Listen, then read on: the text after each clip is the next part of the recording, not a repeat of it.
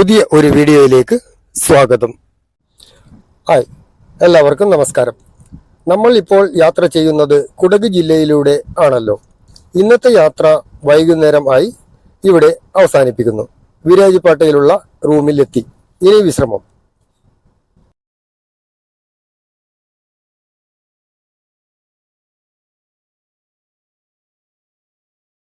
രാവിലെ തന്നെ എഴുന്നേറ്റ് ഇതാണ് വിരാജിപ്പേട്ട ടൗൺ. ഹോട്ടലിൽ നിന്നുള്ള ദൃശ്യമാണ് കാണുന്നത്. രാവിലെ യാത്ര തുടരുന്നു.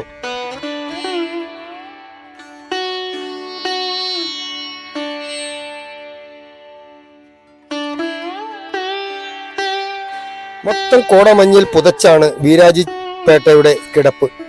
നല്ല സുഖമുള്ള തണുപ്പ്. അതുകൊണ്ട് തന്നെ ഒരു ചൂട് കോഫി കഴിച്ച് വീണ്ടും യാത്ര തുടർന്നു.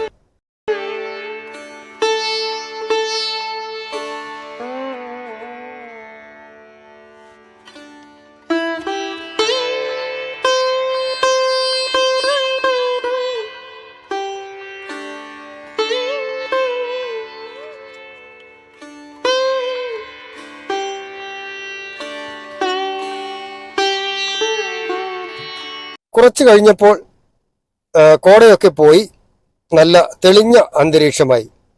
കുടകിൻ്റെ പച്ചപ്പിന് നടുവിലൂടെ രാവിലത്തെ യാത്ര നല്ല ഒരു സുഖമുള്ള യാത്രയാണ്.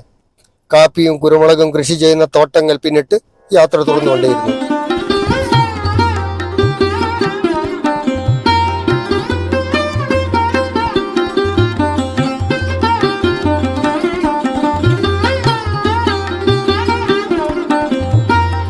മലയടിവാരത്തിൽ റോഡിന് ഇരുവശവും വിശാലമായ പാടങ്ങൾ കാണാം.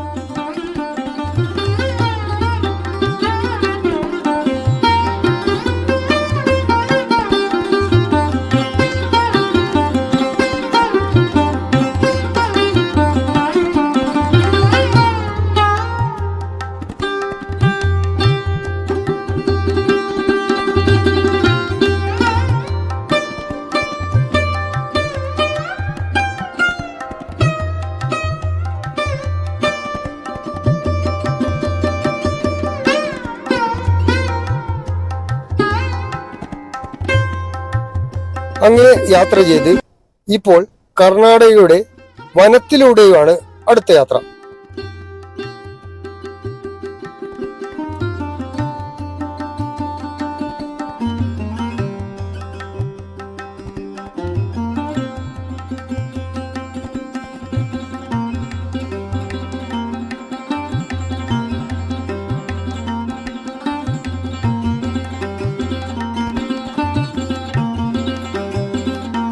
ഫോറസ്റ്റ് ഡിപ്പാർട്ട്മെന്റിന്റെ ഗേറ്റ് ഉണ്ടായിരുന്നു.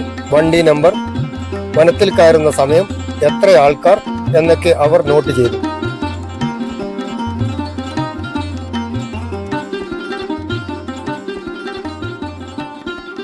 ഇനി 25 കിലോമീറ്റർ വനത്തിലൂടെയാണ് ഓടേണ്ടത്.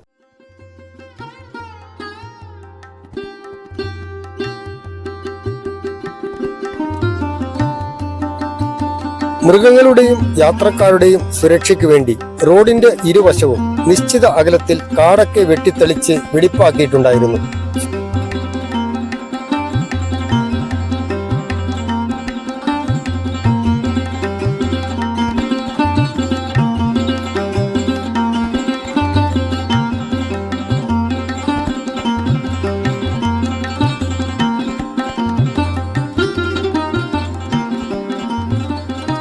വഴിയിൽ ധാരാളം മാൻകൂട്ടങ്ങളെ കാണാനുണ്ടായിരുന്നു. കൂടാതെ കാട്ടുകോഴികൾ, മയിൽ, മുയൽ എന്നിവയും റോഡ് സൈഡിൽ തന്നെ നിൽപ്പുണ്ടായിരുന്നു.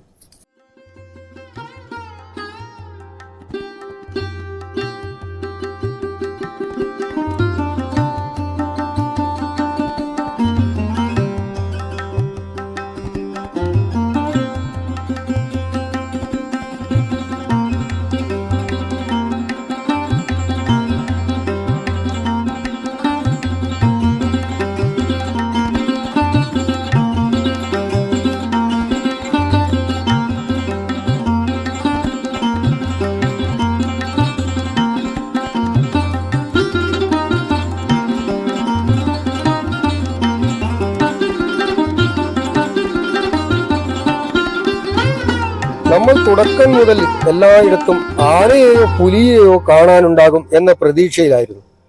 എന്നാൽ ആ ഭാഗ്യം ഉണ്ടായില്ല. ഒരു കണക്കിന് അത് നല്ലതിന് തന്നെ. വല്ല ഒറ്റയാനോ മറ്റോ നേരെ വന്നാൽ വണ്ടി തിരിക്കാനോ ഓടാനോ പറ്റില്ലായിരുന്നു. അങ്ങനെ വനം അതിർത്തി കടന്ന് പുറത്തെത്തി.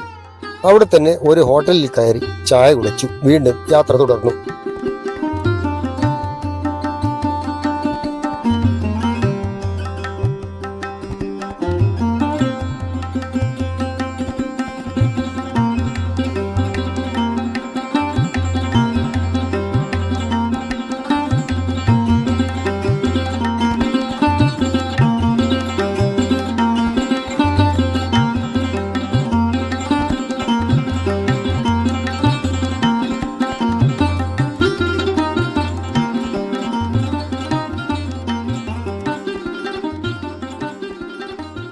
ഇപ്പോൾ കർണാടക അതിർത്തി കടന്ന് കേരളത്തിൽ പ്രവേശിച്ചിരിക്കുകയാണ്. വയനാട് ജില്ലയിലെ സ്ഥലമായ തിരുനെല്ലിയിലേക്കാണ് എത്തിച്ചേർന്നിരിക്കുന്നത്. തിരുനെല്ലി വിശേഷങ്ങളുമായി അടുത്ത വീഡിയോയിൽ കാണുന്നത് വരെ നമസ്കാരം.